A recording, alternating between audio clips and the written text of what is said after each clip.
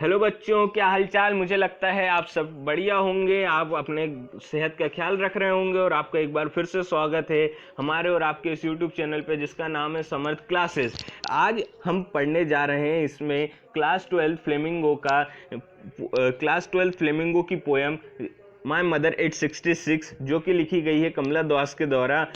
हम इसको पढ़ेंगे और समझेंगे। उसे समझने से पहले हम पहले पोएट के बारे में पढ़ेंगे कि कमला दास कौन है और कमला दास ने अपने जीवन की महत्वपूर्ण घटनाओं को जानेंगे। तो हम जब कमला दास के बारे में देखते हैं तो सबसे पहली बात आती है कि उनका जन्म 1934 में हुआ था और उनकी डेथ 2009 में हुई थी। यहाँ लिखा है पहले, Kamala Das was born in Malabar Kerala. उनका जन्म मालाबार केरला में हुआ था। मालाबार एक जगह है जहाँ जो कि केरला में है। She is recognised as one of the India's foremost poem. Foremost मतलब one of the important, one of the top most place. मतलब जो कमला दास थी वो इंडिया की सबसे बेस्ट पोएट्स के लिस्ट में आती थी। Her works are known for their originality, versatility, and indigenous flavor of soil। तो हम देखते हैं कि इसका मतलब क्या है कि ओरिजिनलिटी मतलब असल जिंदगी से जुड़ी हुई पोयम होती थी। वर्सेटैलिटी मतलब वो बहुमुखी होती थी, हर तरीके के टॉपिक को जोड़े हुए होती थी। Indigenous flavour of the soil मतलब देश की जो निचली देसी स्वाद है उसमें होता था। मतलब देश की मिट्टी का देसी स्वाद होता था उसमें। मतलब वो जो पोएम्स लिखती थी वो हर एक इंसान को जोड़ती थी, हर एक इंसान की फीलिंग्स को कनेक्ट करती थी, हर एक इंसान के जो डेली लाइफ में कॉम्प्लेक्सेस होते हैं रिलेशंस में उसको कवर करती थी। मुझे उम्मीद है आपको समझ में आ रहा होगा।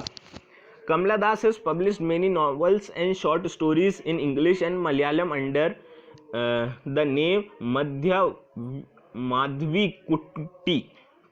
जो कमला दास है उन्होंने कई नॉवेल्स और शॉर्ट स्टोरीज लिखी है इंग्लिश और मलयालम में, जिसके नाम के अंदर है वो है माधवीकुट्टी। जिस नाम के अंदर लिखी है कमला दास, जो कई राइटर्स रहते हैं अपना ओरिजिनल नेम कुछ और रहता है और वो राइटिंग नेम कुछ और लिखते हैं। उसी प्रकार से जो कमला दास है उन्होंने कई नॉवेल्स लिखे हैं और कई शॉर्ट स्टोरीज लिखी हैं जो कि इंग्लिश या मलयालम लैंग्वेज में है। और वो जिस नाम को वो राइटिंग नेम के थ्रू यूज़ करती थी पोएम्स और नॉवेल्स में, शॉर्ट स्टोरीज में, वो माधवीकुट्टी था। Some of her works in English includes the novel. कुछ जो उनके वर्क है वो इंक्लूड करते थे नॉवेल्स इंग्लिश के, कुछ वो इंग्लिश के नॉवेल्स इंक्लूड करते थे। जो कुछ उसमें से है अल्फाबेट ऑफ लस्ट इन 1977, ये उनका एक नॉवल था। And a collection of short stories, और कुछ शॉर्ट स्टोरीज का कलेक्शन था। Padmavati the harlot and other stories. Padmavati the harlot एक उनकी शॉर्ट स्टोरी थी और कुछ अदर स्टोरीज भी हैं जो कि 1932 में लिखी थी, उनका ये कलेक्शन था। In addition to 5 books for poetry, ये वो बुक्स हैं, वो नॉवेल्स से जो 5 उन्होंने जो पोएट्री पे बुक्स लिखी हैं, उसके अलावा जो बुक्स थी वो हमने देखी। She is a sensitive writer who captures the complex subtitles of human relationship in lyrical idem. ये उस प्रकार की लेखक थी जो भावुक संवेदनशील विषयों को चुनती थी लिखने के लिए। जो लिखती थी वो एक ह्यूमन रिलेशनशिप, जो मानव संबंधों की बारीकियां होती थी, जो मानव के जो रिलेशनशिप्स होते हैं, रिश्ते होते हैं, ह्यूमन रिलेशनशिप, मानवों के रिश्तों के जो बारीकियां हैं, जिस दिक्कतों की जो बारीकियां हैं उसके बारे में लिखती थी।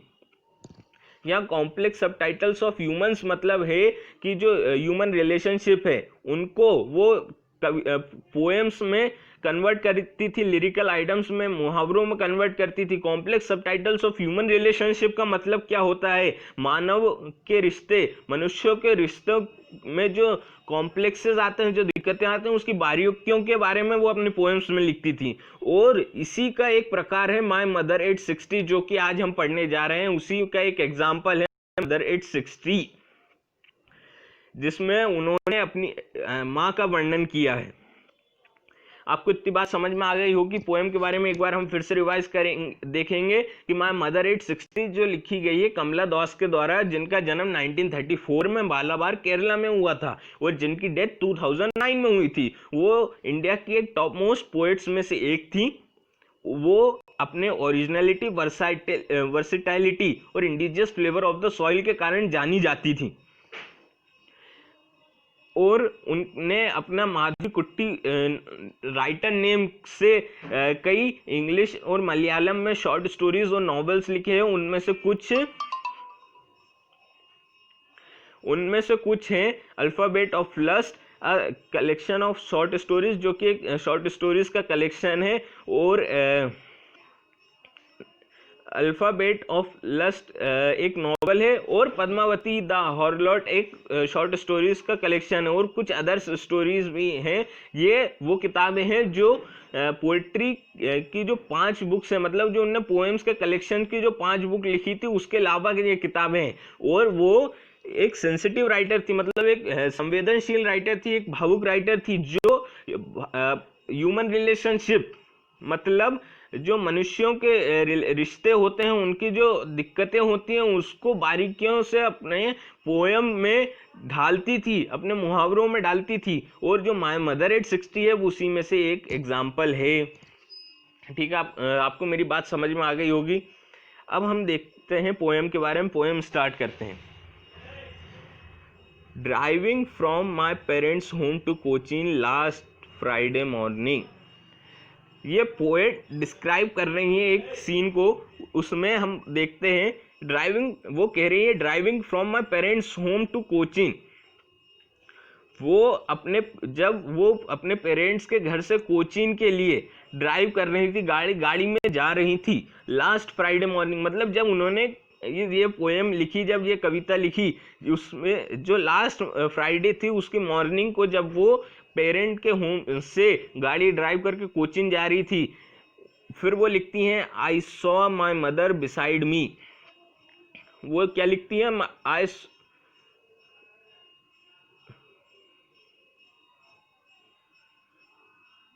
वो क्या लिखती हैं? I saw my mother beside me. मैंने अपनी माँ को मेरे बगल में देखा। उसमें फिर उन्होंने क्या नोटिस किया? Dose, open mouth. पहले हम डोज का मीनिंग देखेंगे। डोज का मीनिंग क्या होता है? नेप, झपकी लेते हुए देखा। ओपन माउथ, उनका मुंह खुला हुआ था। Her face ashen like that of a corpse and realised with pain. हम इसमें कुछ मुश्किल शब्दों के अर्थ देखेंगे कि डोज का मीनिंग तो आप समझ ही गए हैं, झपकी, और ओपन माउथ मतलब खुला हुआ मुंह। हर फेस एशन, एशन का मतलब क्या है? एशन का मतलब क्या है? एशन का मतलब होता है the pale grey colour of ash, मतलब जो ऐश होती है, आपने राख देखी होगी, उसका जो ग्रे कलर होता है, जो कि फीका पड़ा हुआ होता है, उसको हम उसको एशन बोलते हैं। तो जो the pale grey colour of ash, यहाँ पे एशन का मतलब है the pale grey colour of ash, मतलब जो उनका चेहरा है वो, उसका कलर राख का जो कलर होता है, राख में जो ग्रे कलर होता है हल्का, जो फीका पड़ा हुआ होता है, फेडेड होता है कलर, वो उनके चेहरे का दिखाई दे रहा था। Like that of a corpse. Corpse का मीनिंग क्या है? लाश। किसी लाश की तरह उनको उनकी माँ का चेहरा दिखाई दे रहा था। एंड रियलाइज्ड विथ पेन, वो ऐसा लग रहा था कि वो तकलीफ में हो, मतलब उनको अपनी माँ को देख के ऐसा लग रहा था कि उनका माँ का चेहरा किसी राख के कलर के जैसा हो गया है। जैसे राख का कलर ग्रे कलर का होता है, हल्के ग्रे कलर का, पेल फेडेड ग्रे कलर होता है, वैसे उनकी माँ का चेहरा का कलर हो गया है। और वो उनकी माँ सोते हुए उन्हें एक लाश की तरह लग रही है, जो कि पूरी तरीके से दर्द से तड़प रही है, जो पूरी तरीके से दर्द में है। That she was old as she looked, but soon. That she was as old she looked, but, मतलब वो सोच रही हैं कि उनकी जो माँ है वो जितनी उम्र नहीं है उससे ज़्यादा ओल्ड दिखती हैं। ये वो जब सोच ही रही थी, उसके आगे हम देखते हैं क्या होता है। But soon put that thought away. उन्होंने जल्दी ही अपने दिमाग से ये थॉट दूर भगा दिया, अपने दिमाग से ये बात निकाल दी। Ed looked at a young tree sprinting. मतलब उन्होंने जल्दी अपने दिमाग से जो विचार निकाल दिया। क्या, कौन सा विचार निकाल दिया? वो विचार वो जब सोच रही थी कि उनके माँ का जो चेहरा है वो किसी राख के कलर जैसा दिख रहा है, ग्रे कलर जो है होता है राख का उसके जैसा दिख रहा है। वो ग्रे कलर कौन सा, जो फेड पड़ने लगता है, जो पेल होता है, पेल मतलब फेडेड, मतलब फीका पड़ने लग, फीका जो कलर होता है ग्रे, मतलब ओरिजिनल ग्रे नहीं, उससे हल्का कलर। और उनका जो चेहरा देख के ऐसा लग रहा है कि वो एक लाश है जो कि दर्द में है, जो एक दर्द में है, उनकी शक्ल से झलक रहा है। और वो अपनी एज से ज़्यादा बूढ़ी दिख रही है, बुजुर्ग दिख रही है। मतलब वो इतनी एज उनकी है नहीं, पर जितनी एज उनकी शक्ल से दिख रही है। पर वो जैसे ही ये ऑथर सोचती है, पर सोच रही होती है, पर वो जल्दी से अपने दिमाग से ये थॉट भगा देती है, ये थॉट अपने दिमाग से निकाल देती है और गाड़ी ड्राइव करते हुए बाहर देखने लगती है। किसको देखने लगती है? Young trees sprinting. स्प्रिंटिंग का मतलब दौड़ लगाते हुए। यंग ट्रीज मतलब नए पेड़ जो अभी ज़्यादा पुराने नहीं है। जो नए पेड़ हैं वो जब आपने देखा होगा गाड़ी चलती है और पेड़ लगे होते हैं रोड के साइड में, तो जब गाड़ी चलती है तो हमें ऐसा लगता है कि हम तो इस तरह पर पेड़ भाग रहे हैं। तो उन्हें वो भी इसी का वर्णन कर रही हैं अपनी इस पोएम में, इसी को दर्शा रही हैं कि जो यंग ट्रीज हैं वो दौड़ लगाते हुए दिख रहे हैं।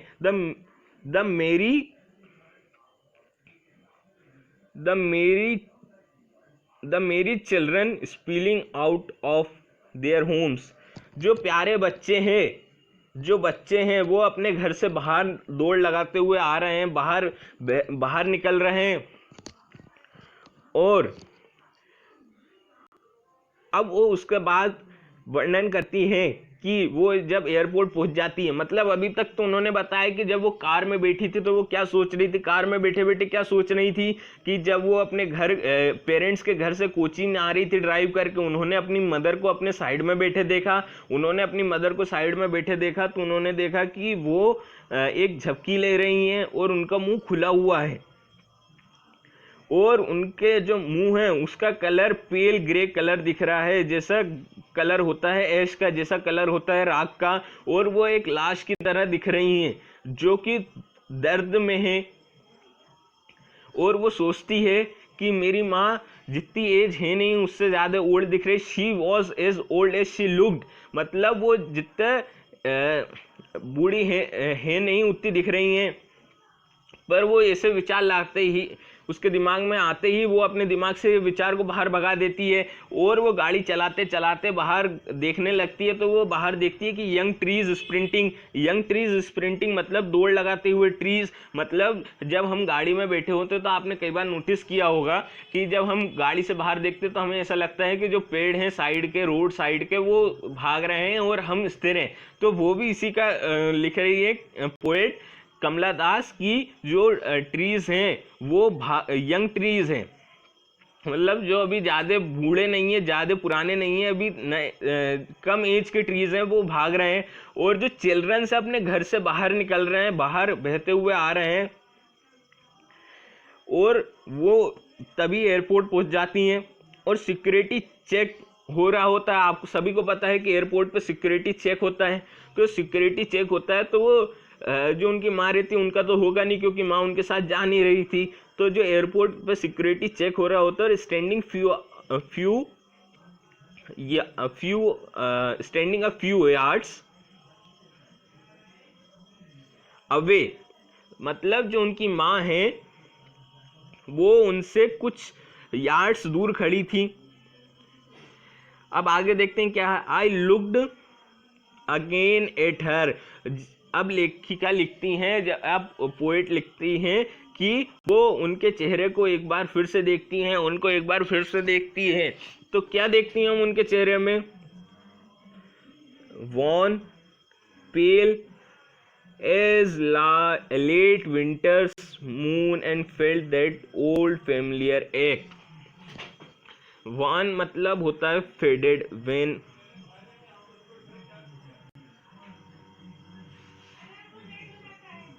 faded,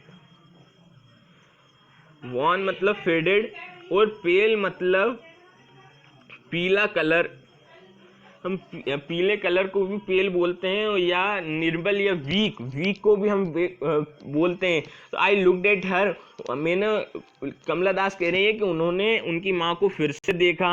उन्होंने देखा कि उनका जो माँ है उनका चेहरा फीका पड़ा हुआ है और उनके चेहरे से कमजोरी दिख रही है, उनका चेहरा थोड़ा सा पीला पड़ा हुआ है। कैसा पीला? यहाँ पे पीला और वीक दोनों का पेल मतलब यहाँ पीला और निर्बल वीक दोनों हैं। Pale is late winter's moon and felt that old familiar ache. तो यहाँ पे जो लेट विंटर मून आपने देखा होगा कि एकदम पीला सा दिखता है। वो जब हम रात में देखते हैं ठंड के दिनों में आसमान में चांद को, तो वो थोड़ा पीला सा दिखता है। उसी तरीके से उनका माँ का चेहरा दिख रहा था। उन्होंने यहाँ अपनी माँ का चेहरे को उस चांद से कंपेयर किया है जो कि ठंड की रातों, देर रातों में निकलता है, और उसको देख के उन्हें वो ओल्ड फेमिलियर एक याद आ जाता है। उसको देख के उन्हें एक जाना पहचाना दर्द दिखने लगता है कि उनकी माँ को दर्द है, उनका शरीर वीक पड़ चुका है, अब दर्द है। My childhood fear but I all said see you soon Amma. वो अपनी माँ को अम्मा कह के बुलाती थी उन्हें। वो अब लिख रही है कि माई चाइल्डहुड फियर मतलब उन्हें जो बचपन से डर था कि वो अपनी माँ को खो ना दे, वो उनके दिमाग में फिर से आ रहा था कि मैं कहीं अपनी माँ को खो तो नहीं दूंगी, कहीं मैं अब जा रही हूँ तो ऐसा तो नहीं कि मैं अपनी माँ को आखिरी बार मिल रही हूँ। ये फियर अपने दिमाग में आ रहा था, पर उन्होंने इस फियर को अपने दिमाग से निकाला और अपनी माँ से सिर्फ एक शब्द, एक सेंटेंस कहा कि सी यू सून अम्मा, मतलब हम फिर मिलेंगे अम्मा। All I did saw smile and smile. All I did was smile and smile, मतलब वो जो उन्होंने उनको देख के कहा सी यू सून अम्मा, हम जल्दी मिलेंगे, और उनसे स्माइल करती रहीं, उनको देख के सिर्फ हंसती रहीं। यहीं पे जो पोएट है वो कमला दास, वो यहाँ पोएम ख़त्म कर देते हैं। हम इसको एक बार फिर से रिवाइज करेंगे। इस पोएम की स्टार्टिंग कहाँ से होती है? इस पोएम की स्टार्टिंग वहाँ से होती है। इस पोएम की स्टार्टिंग वहाँ से होती है जब जो पेरेंट होते हैं, पेरेंट का होम होता है, वहाँ से कमला दास गाड़ी ड्राइव करके आ रही होती हैं कोचीन जाने के लिए। वो फ्राइडे की मॉर्निंग होती है जब वो अपनी माँ को अपने साइड में बैठे देखती है, और वो देखती है कि उनकी माँ का मुंह खुला हुआ है, और वो एक झपकी ले रही हैं, और उनका चेहरा किसी राख के कलर के जैसे ग्रे, फेडेड ग्रे दिख रहा है, और वो किसी लाश की तरह दिख रही हैं जो कि पेन में है। पर जब हम देखते हैं, जब वो आगे लिखती हैं कि वो जितनी बूढ़ी हैं उससे ज़्यादा बूढ़ी दिख रही हैं, पर वो इस थॉट को अपने दिमाग से निकाल देती हैं और फिर वो बाहर देखने लगती हैं। तो वो बाहर देखती हैं यंग ट्रीज को जो ज़्यादा एज नहीं, मतलब उन्हें लगाए हुए ज़्यादा दिन नहीं हुए हैं, वो ज़्यादा बड़े नहीं हैं, ज़्यादा पुराने नहीं हैं, उनको दौड़ते हुए देखती है। जो चिल्ड्रंस हैं उनको अपने घर से बाहर निकलते हुए देखती, प्यारे प्यारे चिल्ड्रंस अपने घर से बाहर निकल रहे हैं, प्यारे प्यारे बच्चे। और वो जब एयरपोर्ट पे पहुंच जाती हैं, जब सिक्योरिटी चेक करवा रही होती हैं, तो वो अपनी माँ से कुछ ही दूर खड़ी होती हैं। तो वो अपनी माँ को एक बार फिर से देखती है, तो वो उनकी माँ का चेहरे पे वॉन पेल लगता है, मतलब फीका पीला कलर, और वीक लगता है उनका चेहरा, किसी winter's moon, late winter's moon, जो ठंड के दिनों का चांद होता है, अंधेरी रातों का, उसके जैसा लगता है। और उन्हें उसे देखकर एक जाना पहचाना दर्द वापस आ जाता है। वो दर्द उनके बचपन का जो डर है वो है कि कहीं वो अपनी माँ को खो तो नहीं देंगी, और पर वो अपनी माँ से कुछ नहीं बोलती हैं। उन्हें ये डर लगता है कि कहीं मेरी माँ से ये मेरी आखिरी मुलाकात तो नहीं, कहीं अगली बार मैं इनसे मिल पाऊंगी कि नहीं। पर वो अपनी माँ से कुछ नहीं कहती हैं, बस एक ही सेंटेंस कहती हैं कि सी यू सून अम्मा। वो अपनी माँ को अम्मा कह के बुलाती थी, तो वो अपनी माँ से कहती हैं कि सी यू सून, हम जल्द ही एक दूसरे से मिलेंगे। और वो सिर्फ स्माइल करती रह जाती हैं और कुछ नहीं करती हैं। धन्यवाद। मुझे लगता है आपको ये समझ में आ गई।